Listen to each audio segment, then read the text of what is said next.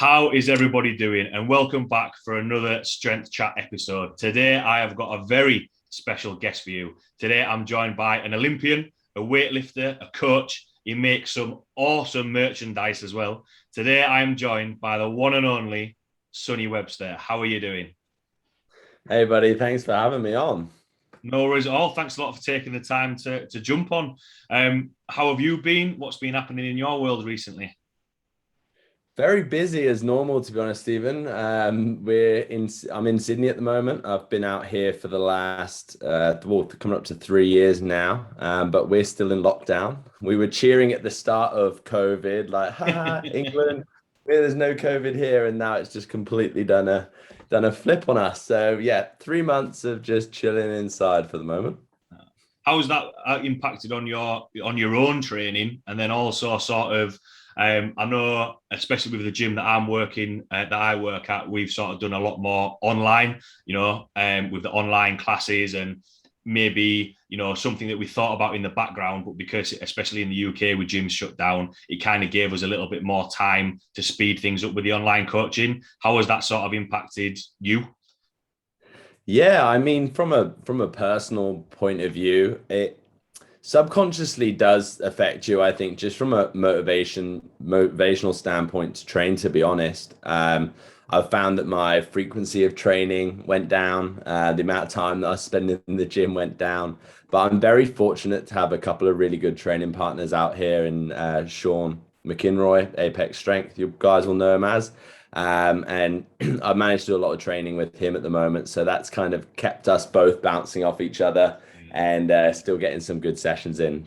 But for me, whenever it's in periods like that where, it was a struggle from the last lockdown, I learned a lot. It was just about for me making sure that I'm doing the key fundamental things that I need to do to maintain my abilities for my Olympic weightlifting. So my core movements like my squat, snatch, clean and jerk, etc. So I've managed to stay in the mix with my training for sure. From a business point of view, COVID, I think for a lot of online businesses has been an incredible thing. I've been coaching online now for all coming up to 6 years since I first released my first program. So I think for me, it was great to, welcome so many more people into my online coaching platform. And, it's got to that point now where we've just announced yesterday we're expanding out to the lifting zone. So yeah, it's been great, to be honest. Yeah. Oh, cool. Yeah, I saw the post that you put out there. So that must be an exciting project sort of working on. Obviously from the experience that you've had with the online coaching and the programs that you put out there, what do you think of, because now all of a sudden everyone's like an online coach and there's loads of online coaching out there. What are your thoughts on it, and has it made you think about improving the systems that you had in place, or do you think sometimes that actually some of the that people are rushing into online coaching without actually developing their own systems and making it maybe professional is the right word, and making sure that the content that they're putting out there is useful? Yeah.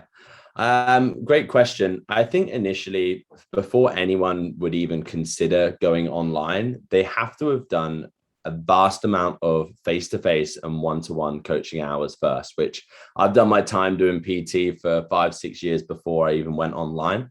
There's no replacement for the experience you can gain working face-to-face with someone, understanding, about people, how to work with them, how to communicate with them, but then also have a deeper understanding of, technique analysis and actually being able to help people. That's extremely important before anyone even considers going online. For me, when I first went online, like I said, a long time ago, not many people were doing it. It was a very quiet space when I first started. So there was very little competition, if you like. So I think it enabled you to deliver potentially not the best quality service or just a PDF program and get away with it because it was new and exciting for people to be coached online. And in the same breath, really exciting for a lot of people that couldn't get to you face to face. For example, you live on the other side of the world, but still get the opportunity to interact with you and work with you and gain, knowledge from your expertise, which I think is great. That connects a lot of people, especially in our industry, in the strength and weightlifting world. It's a very small, tight, close-knit community. It really enabled people to connect to experts that they wanted to learn from. As time's progressed and the space has, become a lot more popular and fashionable to put out an online program, it's meant that people have had to really improve the quality of the stuff that they're putting out. There's been so many lessons that I've learned over the 7 years about what works, what doesn't work. And I think one of the biggest things that's kind of spurred my transition now, or changing the way that we structure online programming, is to make a really clear journey for your customer and for the person that wants to come in and learn. So that's something that we spend a lot of time putting effort into now. But even I've actually got a consultancy company as well, where we help take people online and produce programs online. And there's so many lessons, like I said, from streamlining your approach and making sure that product's out there really well at the start. That's really important to actually having success beyond just launching a program. Because if you have 100,000 followers or 250,000 followers, or sometimes even 1 million followers, okay, there's going to be a certain amount of people that are going to want to buy whatever the hell you put out, whether it's absolutely dog shit or it's absolutely amazing, because they want to buy into you as a person and they want to support you. But after that initial launch, that's when the actual, I guess, the struggle is, or the hard work has to be done, because you have to actually, utilize your audience better and, really promote the good work that you're getting out of people online if you're going to ever drive sales to a cold audience or to people outside of your reach.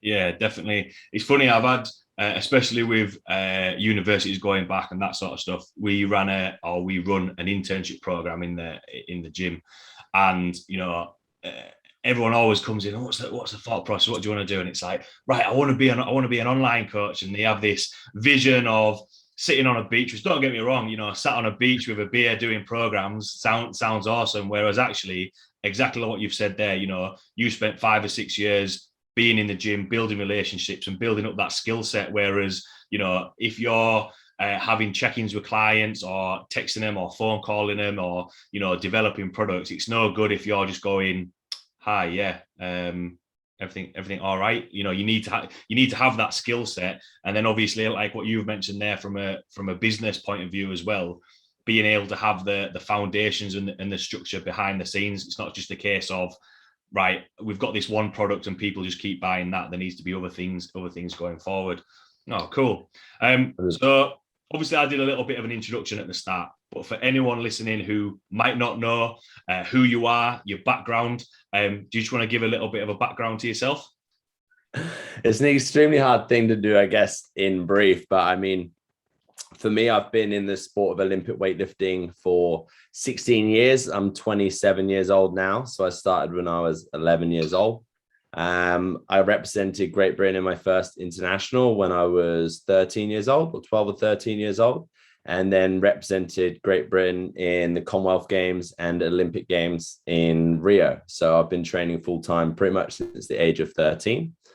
I've then gone on to set up the Sonny Webster Academy, the Mobility Manual, which is a new business, the consultancy business, my clothing line, Big Friday Supplies, and my wine business, Big Friday Wine, and Talent 22, which I help consult on as well for business development, for taking people online. So I've kind of gone from my competitive days into the coaching field now, and online business. But I mean, I've spent as well 4 or 5 years doing one face-to-face seminars as well around the world. There's not many places that I haven't done one of them too. So it's been a kind of whirlwind journey for me in weightlifting, but I'm extremely grateful, for what the sport has given me, really. And, every day is a new challenge.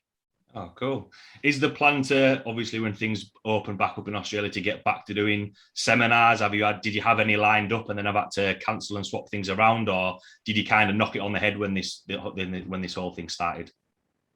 Yeah, so I mean, I had a lot planned. I had another European tour planned, and to South Africa to visit I've got a charity called Lifting Dreams Soweto, and we opened our first gym up there in Africa last year. So I was meant to be going to a couple of seminars in South Africa and visit that.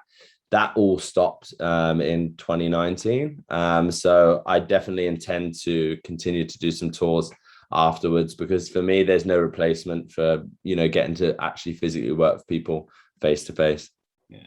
And on a little bit of a tangent, because especially with the other projects in terms of business that you've, branched out into, I know from, a coach's point of view, you just see it as seminars, delivering coaches in person, online training, but the other areas, the clothing and the wine and all those sort of things, did you naturally gravitate towards that, or was it something that you already had an interest in and just wanted to give it a go? Because I know some coaches might be thinking, in terms of other revenue, in terms of branching out a little bit, other coaches might not have an idea, especially from, a lifting and a coaching background such as yourself.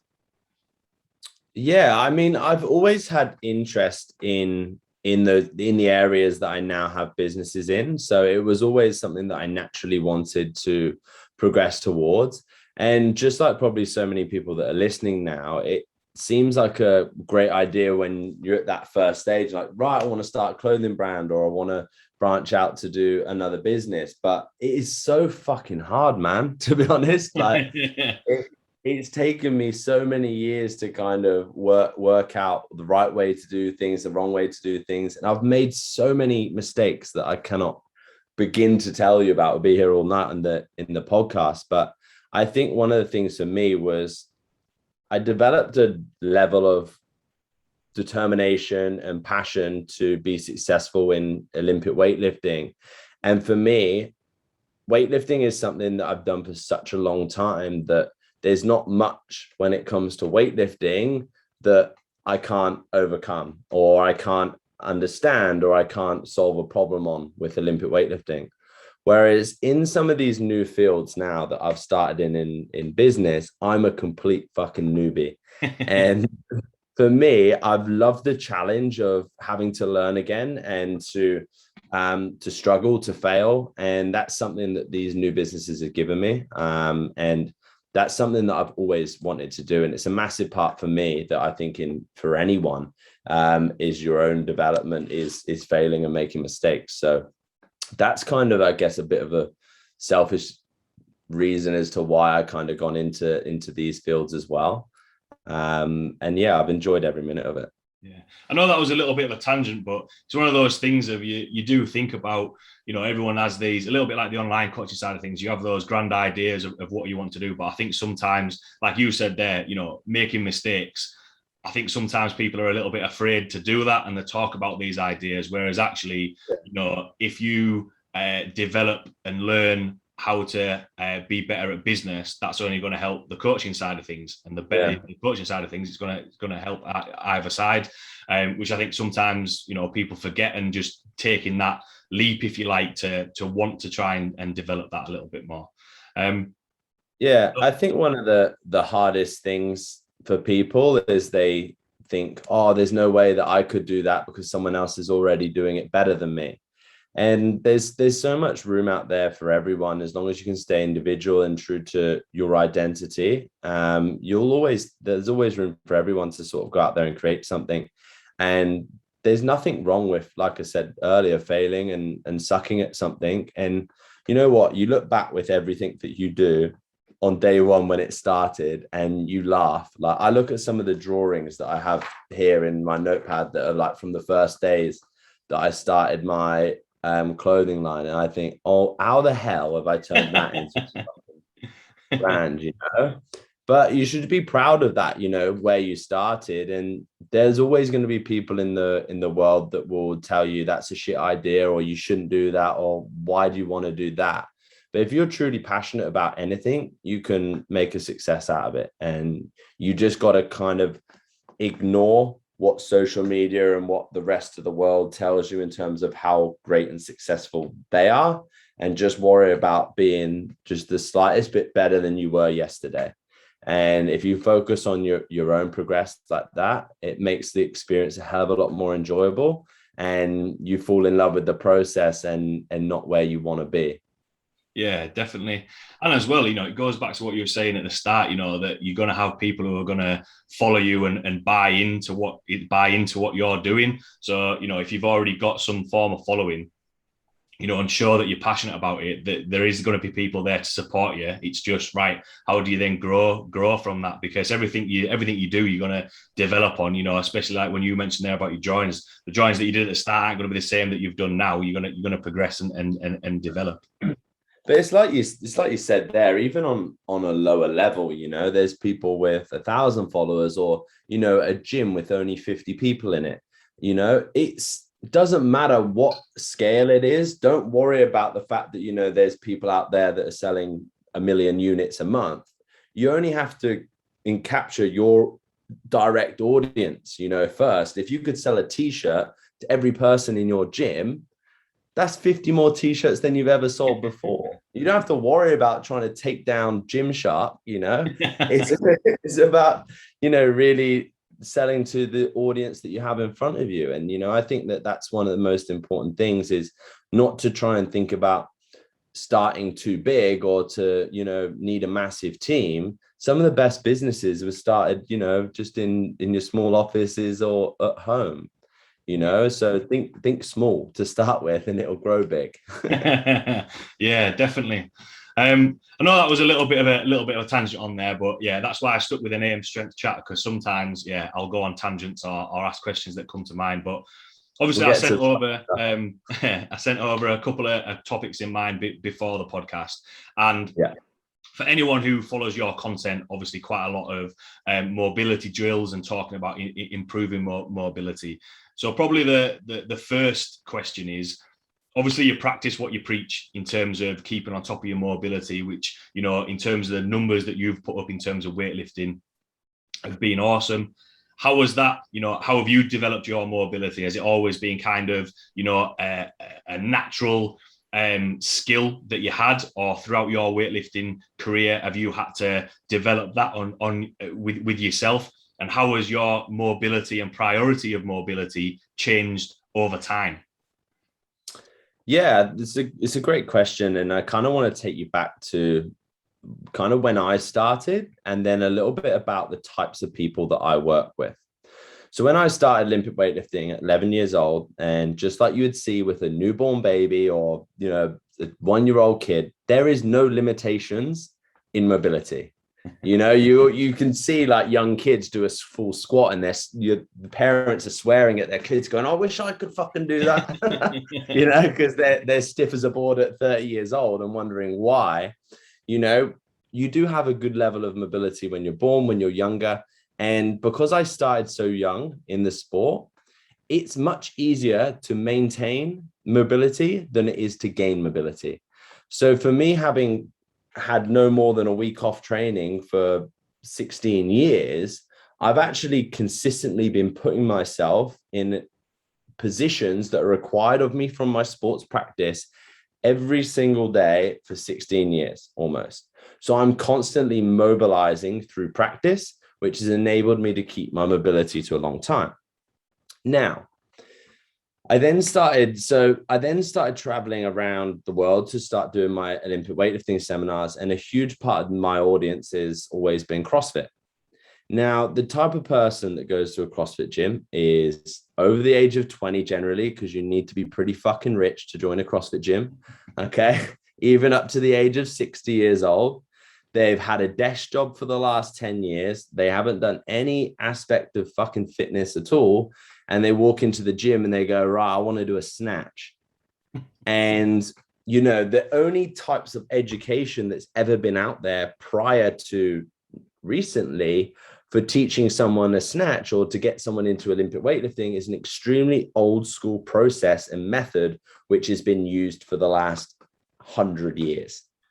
Okay. But it doesn't speak to the type of modern day person that now wants to do Olympic weightlifting, which is where I found very quickly when I was turning up to CrossFit gyms and wanting to teach people how to do a snatch and clean and jerk, that I was like, hang on a minute, I can't teach this person in the same method that I learned, because there is so many more things that's actually preventing them from progressing.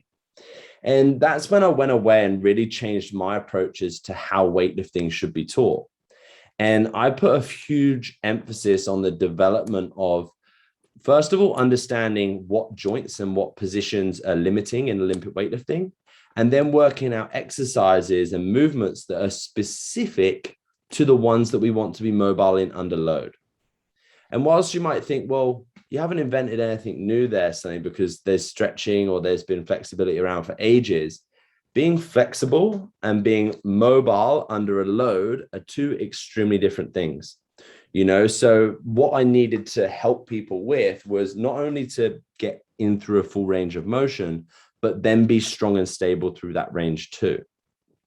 So it then meant I put a huge emphasis every seminar that I did, ensuring people moved well first before they were allowed to lift the bar. Yeah. And the reason why that had such a profound effect on people when they started to come to the seminars is because they finally learned how to move well and get into the positions before actually trying to load up a barbell, which was a massive impact on, reducing someone's risk in injury and also allowing someone to perform what is such a technical movement in a more efficient way.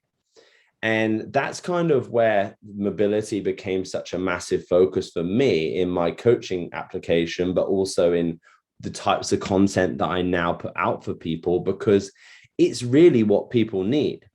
And I like to look at it as like most coaching or most Olympic weightlifting coaching starts here in learning how to do an overhead squat, do a snatch, do a clean and jerk. Whereas my process kind of starts here. Can I get into all the positions that are required of me before I put a barbell in my hand? No. Okay, well, we're going to learn how to move through these ranges, first of all, without load. I'm then going to teach someone how to become coordinated, and then I'm going to teach them how to do a snatch. And it's that kind of prerequisite that I've put a lot of time and effort into in helping people improve their Olympic weightlifting, which is why mobility, like I said, is such a huge thing for me and the types of people that I help. Yeah.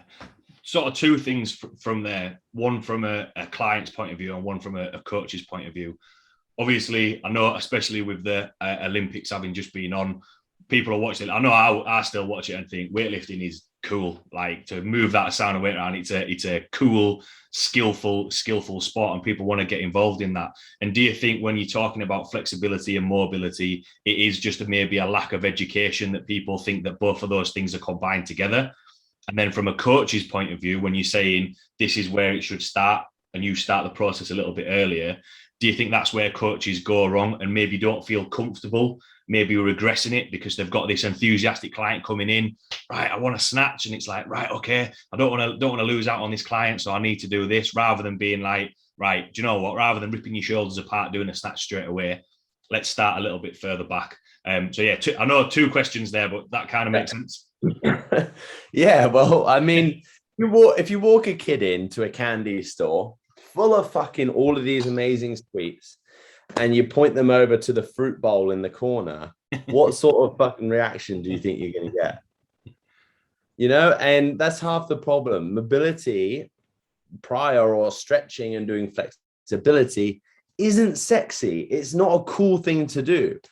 People watch Olympic weightlifting and watch a lasher snatch one fucking 220. They go, I want to do that. I don't want to fucking do some stupid stretches, and that's been half the battle for me. It's like, how do I make stretching and mobility sexy? Because that's the only way that we're ever going to be able to get people to understand the importance of it. So I think when it comes to that, like you said, that client that walks into the gym and they don't want to do it, I think because previously it's not been sexy, and I don't think the importance to their performance has been spread enough. The education around understanding that if you can get into a full squat position, you will lift more than you can do if you do a power snatch. People still go, really? But surely it's better just to do power snatch. You don't have to go down and back up again, but again, it comes down to a lack of education on, the bar path kinematics and basic understanding of efficiency with a barbell. But then from a coach's point of view, I don't blame them. There's not a lot of education out there for coaches, and this was the massive thing when CrossFit came about, and a lot of weightlifting and a lot of the weightlifting community were like, fuck that stupid sport, CrossFit. They're making our sport look bad. The people that were doing this, they were trying weightlifting through CrossFit, had it been in the sport about 6 months to a year. I wasn't very good 6 months or a year either. And I had a top coach, so it was not their fault that they didn't have the education and understanding to be able to teach the sport and practice the sport correctly at the start. So I do feel for coaches now that are in that position where they're having to coach probably more people than most weightlifters do, but yet they haven't had the education themselves. And I think things are changing. And that's part of the reason why I've launched the lifting zone, is to help that and to give people the right education as a coach as to the process to go about. But if you've got someone walking into your gym, a CrossFit gym, about to pay you £60 a week for training, and you're going to go, right, so for the first month, we're going to have you stretching, they're going to be like, can I have my money back? I'm off. Yeah. And it's exactly that kind of slows down this transition. Yeah.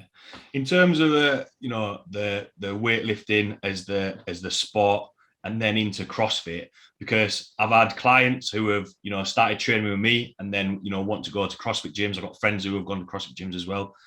Is there, obviously you've mentioned, that gap is maybe closing in terms of the skill set that they're developing in terms of coaching, but is there, do you see a big difference between weightlifting as a sport where you're going onto the platform compared to the CrossFit weightlifting, if you like, where they need to do a certain amount of reps, or they just need to work up to a heavy single or a heavy triple? And do you think that's where, when people see stuff that's on the Olympics compared to the CrossFit Games, realize that there is a difference? Because CrossFit, there's a whole host of other things that you need to do in there. There's gymnastics, there's fitness, there's loads of other things. Whereas weightlifting, in terms of the sport, you're focusing on those two lifts. You need to develop that base of strength. Have you found a difference, and is that gap closing, or is there always going to be that separation? Yeah, I think what's important to remember, and what I always say to people, is that although CrossFit and weightlifting use the same piece of equipment to perform their exercises, two different techniques are used. Okay, the technique that I'm going to use to cycle a barbell versus the technique I'm going to use to do a heavy 1RM are very different. Okay, but it's much easier to transition from learning how to do a heavy 1RM and then barbell cycling than it is to barbell cycle and then learn to do a heavy 1RM. Yeah. Because your understanding of efficiency and your purest technique and barbell control is much better if you're an Olympic weightlifter than is a CrossFitter. Yeah. Once you put fatigue into the equation, which you'll get when you barbell cycle, technique breaks down. If you don't have a good, well-ingrained technique, that happens far worse, which is when you'll start to see terrible technique happen when someone's barbell cycling. Does that make sense? Yeah. But in terms of the skills now that you see in the CrossFit world, the level and the ability of the top CrossFit athletes competes with world stages as well. You look at Matt Fraser, you look at Tia Toomey, the two top CrossFit athletes. Tia's done, I think, the Commonwealth Games. She won gold, as a weightlifter, and the CrossFit Games champion. So their level is very good now, and it's had to be. And it's why you now see every top CrossFit coach has a weightlifting coach, a weightlifting specific coach. Most of the top CrossFit athletes that I coach, 40 to 50% of their programming is Olympic weightlifting, barbell related work, because it plays such a heavy part into what they do. So times are changing, and people are getting smart now with their training in the CrossFit industry. And at the same time, I think weightlifting, as dated as it is starting to wake up and see how far CrossFit has grown and how much of sports grown in such a short space of time. And now they've started to think, okay, this is something that we need to play with. Yeah, definitely. I think it's especially with, you know, you look at some of the CrossFit gyms and the amount of people that are taking part in it. You know, it's a good resource to tap into. As you were saying that, actually, that last little bit, I always remember I grew up on the Yorkshire coast. You know, not the most privileged area in the world, and I always remember British rowing came to my school, and I remember my PE teacher speaking. The bloke from British rowing basically said, "Yeah, for private schools, we've kind of tapped that resource as much. So they went out to sort of the normal schools to try and get some more time. And actually, one of my mates, he got through to like the North of England trial. So, you know, there is going to be some resources there. But I always think, you know, for everyone listening, that even though, you know, Matt Fraser, a good weightlifter, he does have that background in, you know, he's learned how to weightlift. It's not a case of, right, go do CrossFit and you're going to become a weightlifter. So yeah, I just wanted to make sure that for everyone listening, they know that kind of difference on there. 100%. Sorry, go on. Yeah, 100%. You know, they're two people that were well skilled in weightlifting before transitioning to CrossFit. Yeah. The next thing sort of wanted to touch on, obviously, you've talking about your progression with mobility and how you coach that. Obviously, when people are walking into the gym, a CrossFit gym, a standard gym, or going to a weightlifting club, there's going to be a variety in terms of mobility and flexibility. And is there any, you know, pros and cons to having too much mobility, too much more flexibility, or too little? And then how do you kind of meet that person where they're at and adjust for it? Because I know I've had, you know, some hypermobile clients come in, and sometimes it's making them control what they're doing. Whereas I've had other people walk in and it's literally like, yeah, a plank of wood coming in and being like, right, okay, we need to think about how we're going to work with this. What's kind of your approach and your experience and thoughts on, you know, those two opposite ends of the spectrum? Yeah, so I kind of break it down into three stages. Stage one is gaining a full range of motion. Stage two is developing stability through a full range of motion. And stage three would be strengthening through the range of motion that you've got. So if you have someone come in who is hypermobile, which is extremely common in people that get into Olympic weightlifting, there's two things that I really want to nail down with that person before we load them up. The first one is, like I said, stabilizing through the range that they have. And the second one is strengthening that range, but then also strengthening the muscles, supporting muscles around the joints that are hypermobile. So what I mean by that, if we have someone that is dislocated a shoulder or is hypermobile in their elbows or hyperextending their elbows, I actually want them and make sure that in their program, they're doing some elements of bodybuilding, whether that be bench press, whether that be bicep curls, to shorten the length of the muscle, but also to develop muscle bulk and support around the joints that are most vulnerable to someone who is hypermobile. And that's kind of my approach when I see that type of client, right the way down to if I have someone that comes in and is very immobile. What's important to me is that you're actually still taking them through exercises and drills that are relatable to the movement that they want to be mobile in. So what I mean by that is if I'm got someone walk into my gym or walk in anywhere and they want to learn how to do an overhead squat, I want to still get them in the same position with a bar above their head, trying to do an overhead squat, but only working through a range in which they can keep a good position. Now, initially, that range of motion will be very small, maybe even only just with the bar over their head, taking their knees out of lock. But over time, people are going to develop a motor pattern to be able to move through that range and let the right muscles do the work. Yeah. So that's an extremely important factor for me when I'm working with an athlete that is struggling with their mobility. Is yes, there will be some exercises that are scalable, but there has to be a certain element of exercises that actually replicate the movement that people are trying to be mobile in, even if they're as stiff as a fucking board. Yeah, definitely. With because especially mentioning about that when you're saying, you know, overhead squat and working through the range of movement they feel comfortable and developing that over time. Do you think that because there's that thought process of in terms of the warm-up side of things and the mobility side of things, you know, some coaches can make their warm-ups too long. Some people can rush it a little bit too much. Do you think it's a lack of patience that sometimes, oh, well, they've not got to full range of movement now, so we need to try something else, or we need to try this, crazy new exercise, rather than like what you mentioned there, focusing on what's needed on the exercise that they need to get full range of movement in? Yeah, I mean, there's not one rule fits all, and that's what's really important for me and for everyone who's listening to understand. Some people as they get older feel like they do need more time to actually warm up and to mobilize.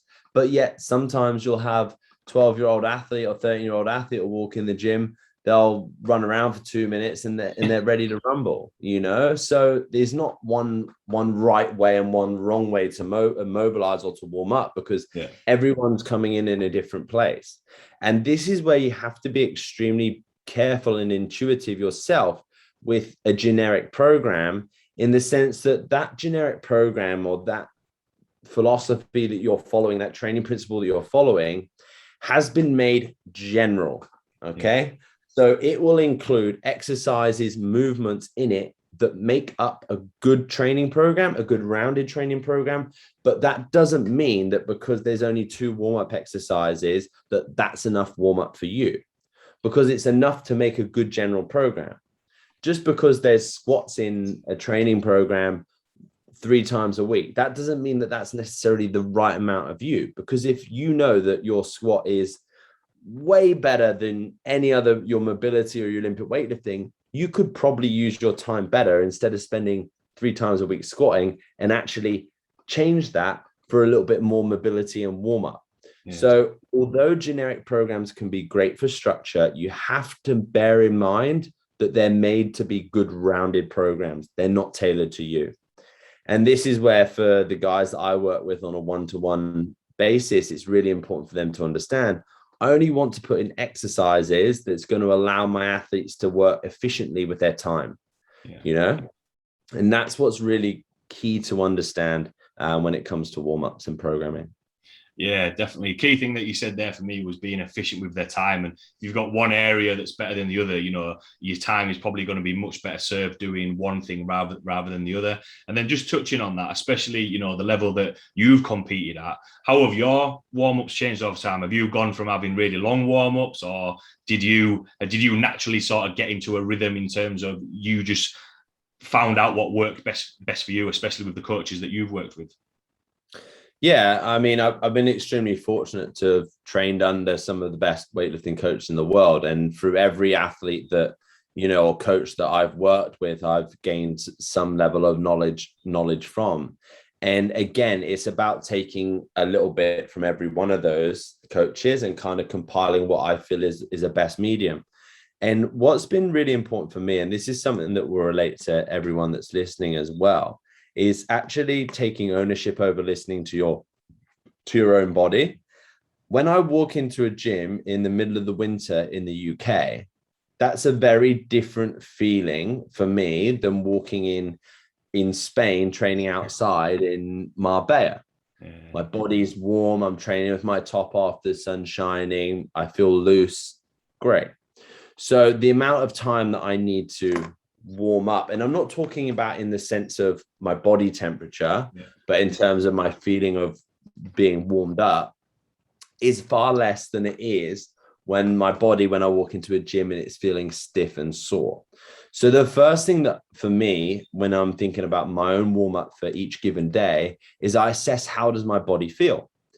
If I've had a rest day the day before, I've had a great night's sleep, I walk into the gym and I feel good, the amount of time that I'll necessarily spend warming up would be less than at the end of the week after 4 hard training sessions and I feel stiff as fuck, is going to be much longer. So again, that's where you have to be intuitive in the sense that, okay, well, if I've done my normal warm up, which may be like 5 snatch balances, 5 overhead squats and 3 mobility exercises, and I still feel like shit, I'm going to maybe run through that 2 or 3 more times till I feel good.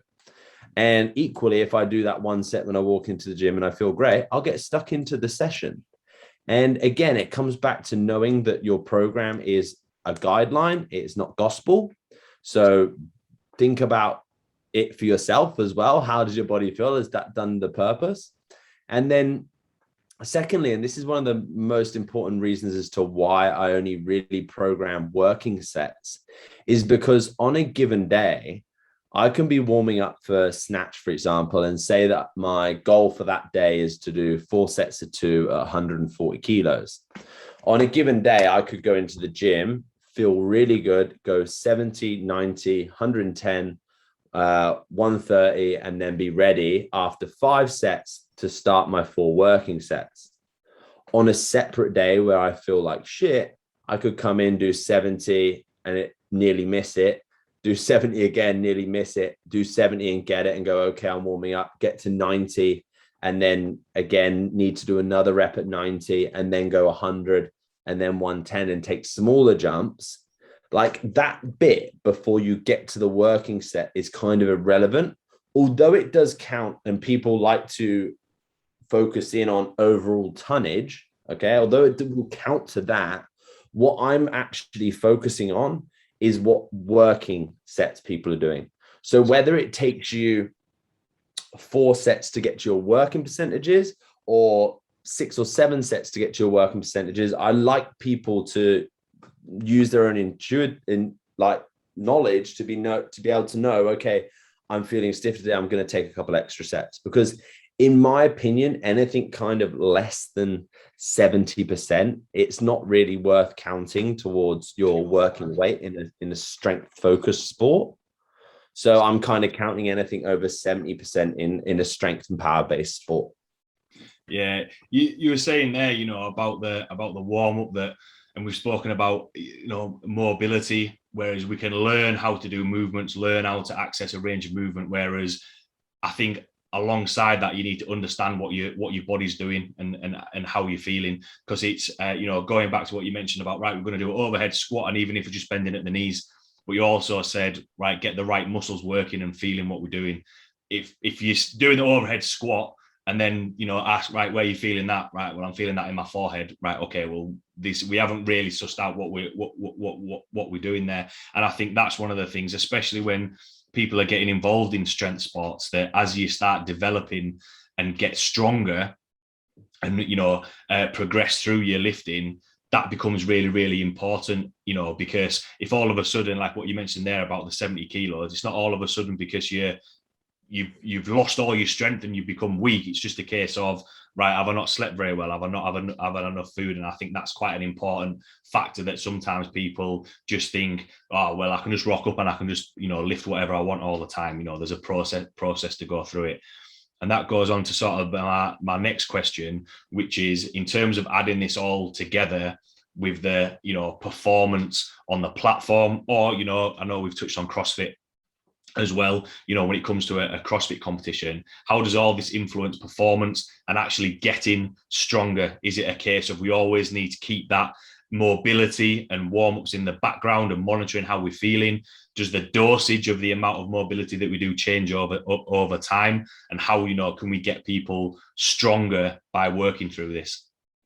Yeah, I think just to touch on what you said there as well about, people's training towards like what we were talking about in terms of warm-up, you have to remember as well that with everything that we do, even though weightlifting is an extremely technical sport, but the deadlift is equally technical in terms of the way that you want to consistently move through the same movement pattern time and time again. And there's no replacement for repetition of a good movement pattern to see progress in anything, which is why that like what we spoke was extremely important. Now, with regards to how mobility affects performance in the long run, the longer and longer I've trained for, one of the most important things to longevity in a career and performance at its highest level is staying injury-free. Okay, it's one of the main things that prevents people from reaching a higher level, is because they get injured. That injury turns into another injury. After a while, you think, you know what, I'm fed up of being injured, and you call it a day. Some of the most successful athletes in this world are the ones that manage to continue to train for a longest period of time without life getting in the way or without injury getting in the way. And mobility plays a huge part in reducing the chance of injury, okay, or reducing the risk of injury. And that's why it's such an important part, even when we're talking from a performance point of view. And from another way of looking at mobility or being able to achieve your most efficient position, you're going to be able to lift heavier if you can achieve a position that's more efficient for Olympic weightlifting. For weightlifting, that is to be able to catch the bar in a deeper position. You don't need to pull it so high, and therefore you will lift more, and in the same breath, if you've got a good range of motion and a lift is slightly out, when you miss that bar behind, instead of that miss of the bar behind being a dislocated shoulder or a broken wrist or whatever it may be, it is I got out the way of that one. Okay. Yeah. And it kind of all relates back to, like I said, being able to reduce the risk of injury through having good movement. Yeah, absolutely. When we first started off, this chat, you mentioned about, you've consistently kept up with your mobility, and you've probably seen it in the gym as well, because I know I have.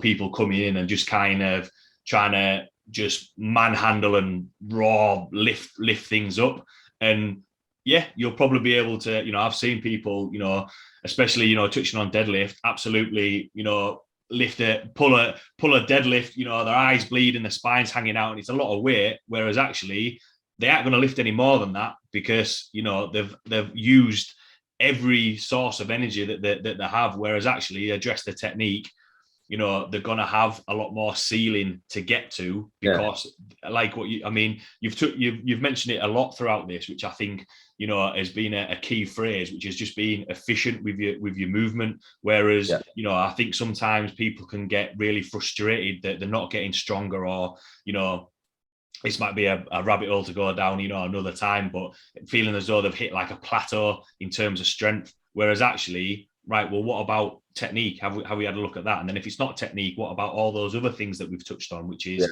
how do you feel? How's your sleep been? How's your nutrition been? So quite a lot of topic. Sorry, go on. Yeah, I was just going to say, I've had to really zone in and focus on my technique, because I'm not the strongest weightlifter. So for me, that was always where I've had to put a lot of attention, because my strength as a weightlifter, believe it or not, is not great compared to some other weightlifters. But I think on that as well, and what's really important to remember for all our guys that are listening to this today, is to understand that the environment in which you train at. If you train at a gym where 100 kilo snatch is amazing, it'd be the best person in the gym, that person will automatically qualify themselves as an advanced lifter within their environment, and they'll actually negate learning a lot of the basics and beginner fundamentals that are important, because in their environment they're classed as an expert. Which is why, for me, I think a lot of people will shoot themselves in their own foot when they get to that stage where 100 kilo snatch is great, but they would have the potential with the right tuition to do 140 or to do 150 and to go to the real next level, but they hit their ceiling within their environment, and that prevents them to want to progress further on. Which is why, again, with my new method within the lifting zone, it takes everyone through the same process, regardless of whether you come to me with a 140 kilo snatch or you come to me with a 40 kilo snatch. Because regardless of whether you're at 140 or 40, you've come to me because you've hit a plateau and there's something that's preventing you from progressing. And that approach should be no different whether you're at 140 or 40.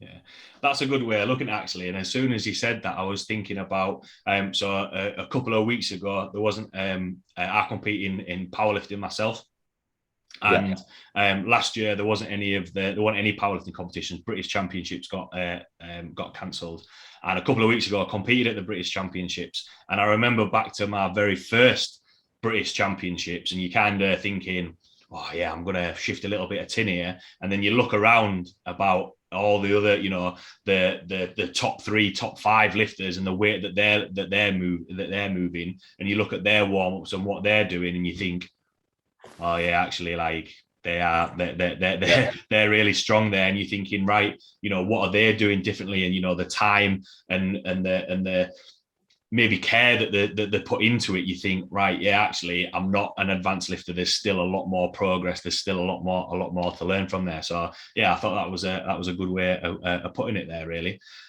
Yeah, I love what you said, like with you doing your powerlifting. I think that's a really good point to kind of touch on, as well as like the powerlifting versus weightlifting. And for me, as a coach, but also as an athlete, like one of the things I wish I'd spent more time on when I was younger was trying to understand and learn the principles of powerlifting and strength training from a powerlifting point of view. Because I think had I'd had that understanding when I was younger, I would have been a much stronger weightlifter. And it was only when I spent time, well, I still do now, training with Sebastian Orr, the Australian strength coach, as you'll probably know, world-class powerlifting strength coach, full stop, coach Thorn Bjornsson, 501 kilo deadlift. His knowledge on strength training is incredible. And there was so many lessons that I learned from him from getting strong that I was probably too narrow-minded to when I was younger. And there's a lot to be taken from powerlifting in terms of actually developing you as a better weightlifter if you have the time and the patience to learn and listen. Yeah, definitely. I was lucky enough to have Sebastian on the podcast, and then I did his strength coach certificates. And you always think, or I always find that, what's the magic formula? You know, I'm speaking to, you know, an athlete such as yourself, right? So what does Sonny do? What's the magic trick? And then actually everything that we've spoken about there, it's like, you know, it's just time. Get efficient, practice the movements, repetition, and doing the courses are really, really interesting. And it's just like, all right, okay, so technique overrides everything. If you want to get stronger, repetition. And, you know, it's one of those things that, you know, you mentioned it about so we're going to do some stretching, we're going to do some mobility. And I think everyone's wanting this crazy new exercise. They want the new exercise, the new lifter, the new magic squat fucking formula. It's not definitely. Yeah. I listened to, I can't remember, I was either listening to something or saw a post. And, you know, there's a reason why barbells have been around for so long and they're still getting used and cut. And, you know, all the best strength coaches out there, or coaches in general, whether it's for, you know, team sports, weightlifting, they work, you know, and there's a reason why these things are, you know, are useful. Quite a lot of topics covered there, Sonny. A few tangents thrown in as well. It's been absolutely awesome chatting with you. The last question that I like to ask from everything that we've touched on there, for everyone listening, what would be your take-home points or words of wisdom? Yeah, I've had a great chat with you as well, man. I really enjoyed it. I reckon we could probably go on for another 2 hours.